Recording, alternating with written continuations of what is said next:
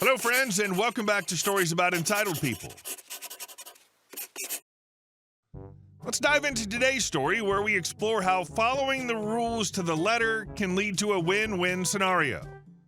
But before we begin, best way to support our channel is to leave comments, like, and subscribe with the turned-on bell so you don't miss the new video every single day. Here we go. Wine, dine, and rule defined, a French culinary loophole adventure. A long time ago, I was sent to France for a week to undertake some technical work for a client. The way that expenses worked was that hotel, food, and travel were paid for by me. I then submitted an expense report and receipts to my employer, who would refund my costs. My employer would then submit a copy of the receipts to the client, who would reimburse my employer. Simple-ish.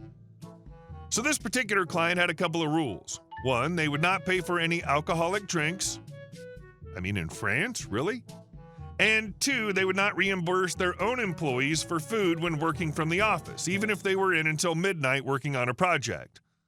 The project manager at the client was a great guy, but applied the rules to the letter. So on my first day out there, he took me aside and said, "OP, I will not approve any receipt that has alcoholic drinks on it. Is that understood? Here's a list of my favorite local restaurants. Have a great stay." I was a little taken aback, but I wanted to have a good time, and I like good food, so I picked a restaurant from the list and went for dinner. When I arrived at the restaurant, I saw the menu. It was a fixed price for entree, main, dessert, and a carafe of wine. But I was hungry, and I'd pay for it out of my own pocket because the menu looked amazing. I got the receipt after the meal, and it simply said, "Le menu, 40 euros. No mention of wine or what I ate. Second night, tried another restaurant on the list, and same thing happened. Okay, I think I see a pattern with this list. And so the week went on, and I dined very well in addition to sampling a lot of local wine. When the final day came and the project was nearly done, we all, myself and the client's project team, fancied going out for lunch, but of course the client wouldn't pay for its employees' meals. Again, the manager took me to one side and said, "I cannot approve any of my team's expense claims for lunch. However, let's say that you, on behalf of your employer, would buy us all lunch as corporate hospitality, and then your employer sent that receipt to me as a project expense. I would be able to approve that, so I did just that, being careful to choose a restaurant from the list, naturally. Needless to say that every expense claim got approved. I had a great time, the manager ended up with a very happy team, and the rules were followed to the letter." A manager who understands the absurdity of bureaucratic rules but finds clever ways to work within them while keeping everyone happy. A rare gem indeed. This project manager clearly knew how to navigate the system without outright breaking the rules, and in the process made sure you had a fantastic week in France. And our second story. Accusations, demands, and no show? The day that fizzled out. I work at a grocery store and am a lower-end manager. I have power over general workers, but most other managers have power over me. I know how to talk to people and am complimented a lot on my customer service skills.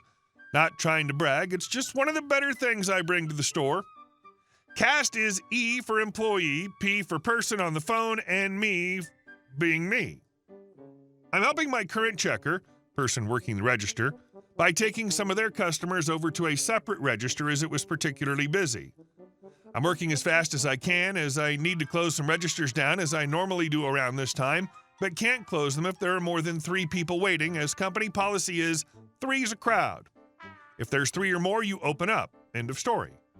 Now, I just finished helping the last person in my line when I notice on belt 3 is like 5 things just sitting there. When that happens, it means someone put their stuff down and forgot something, so they ran off to get what they forgot. Since I was basically brown-nosing the customer, trying to make them laugh, feel welcome, the usual to get them to come back, I never saw the person who put their things down. Now I'm in a rush. I need to get stuff done so there isn't leftover work at the end of the shift. I look around and wait for 15-ish seconds. If the customer had said they forgot something or just gave me a face to work with, I would have stayed longer for them. But since I had nothing, I simply gave up and walked to the register I was closing, figuring, hey, they'll just call me over when they get back. It's what other customers do. Fast forward about 15 minutes later, I've forgotten about them at this point, as working in retail, you sort of get an autopilot when you're just doing the usual work. We get a phone call, so I stop working on my register, closing it. No customers being helped by me, just by E, who isn't currently overloaded, and go answer it. I give them my usual greeting that I've said many, many times. Me. Hello, thank you for calling Generic Groceries. My name is OP. How can I help you? P. Hello, OP. I'd like to talk to a manager. Me. Oh, no problem. I'm a manager. How can I help? P. Oh, are you a head clerk? I want to speak to a head clerk. Me. No, sorry, but the head clerk is on lunch, and I'm the one in charge till they get back. P.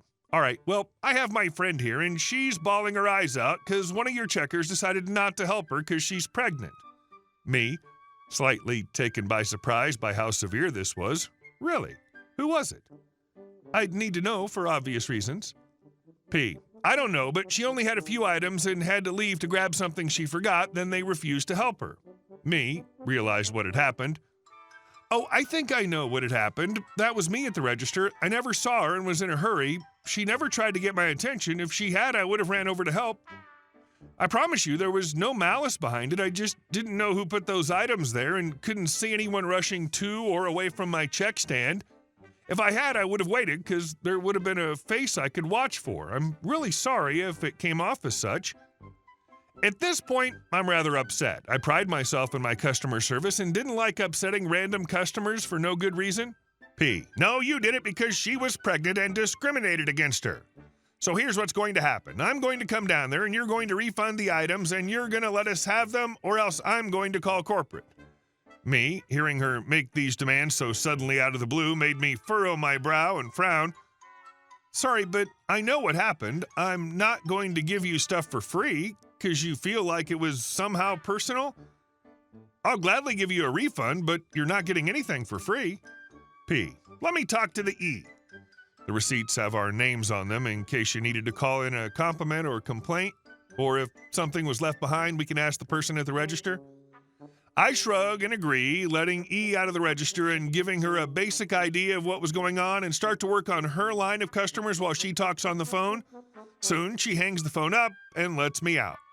Me. So what happened? E. She said she's going to come down here soon, but I know who the customer was and she looked fine while she was in my line.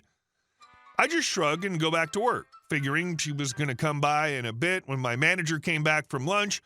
When my manager did come back, I gave them the gist of what was going on. She never showed up. The fact that they never even showed up speaks volumes. It's as if they realized their accusations wouldn't hold up under any actual scrutiny. Honestly, well done for not letting them walk all over you. You owned the situation, stayed professional, and didn't let their wild claims rattle you. Retail workers deal with enough nonsense already. And our last story. HOA towed my van from a public road next to my house. For almost a year, I parked my van without issue on the public street in front of my driveway. Then, one night, things took a bizarre turn.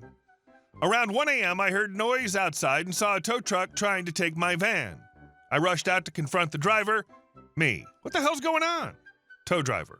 I got a letter from the HOA saying this oversized vehicle isn't allowed on their property. They told me to tow it after 1 a.m. specifically.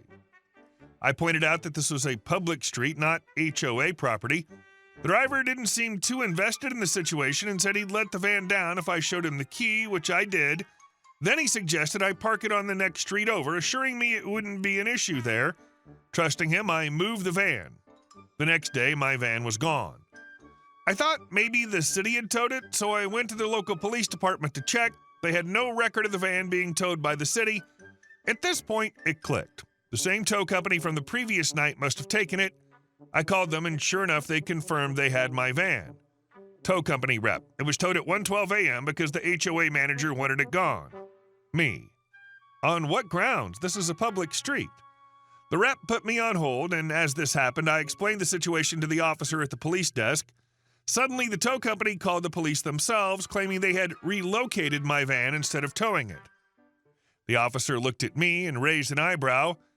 It was clear this wasn't going to end well for the tow company or the HOA. The next day, I went straight to my village's public works department to get confirmation about the street status. The lady there confirmed the roads were indeed public. She even gave me a map showing the village maintained the streets, including snow removal and repairs. I recorded the entire conversation, ensuring I had proof. So I contacted a lawyer. What the HOA and the tow company did was a sneaky form of grand theft auto. Only the city has the authority to tow cars from public streets, and neither the HOA nor the tow company had that power. They had illegally removed my vehicle. The lawyer filed complaints against both the HOA and the tow company. Here's what happened next. The HOA was fined for overstepping its authority by attempting to enforce rules on a public street. They had no jurisdiction over the road and were reprimanded for their shady midnight tactics. Their reputation took a significant hit with homeowners, many of whom were already fed up with their antics. The tow company faced legal consequences for towing a vehicle without proper authorization. They were forced to return my van, pay for any storage fees they tried to charge, and reimburse me for the inconvenience. So I get my van back. I also ensured both parties faced repercussions. The lawyer told me the HOA and the tow company were lucky this didn't escalate further, as the potential for criminal charges was real. The HOA tried to play dirty, thinking they could push me around without warning or justification. Instead, they ended up exposing themselves for overreaching their authority. The tow company, complicit in the act, also got what was coming to them. My van's back where it belongs, and now the HOA knows better than to mess with me. As for my neighbors, they got quite the show. If nothing else, this has turned me into the person everyone comes to when they're fed up with the HOA's antics. Well done, OP. You absolutely did the right thing. Standing up to the HOA and the tow company, they had no right to touch your van, let alone tow it from a public street. The fact that they tried to enforce rules outside their jurisdiction shows how overreaching and entitled they were. Hey guys, thank you all for watching the video. I'll see you in the next one.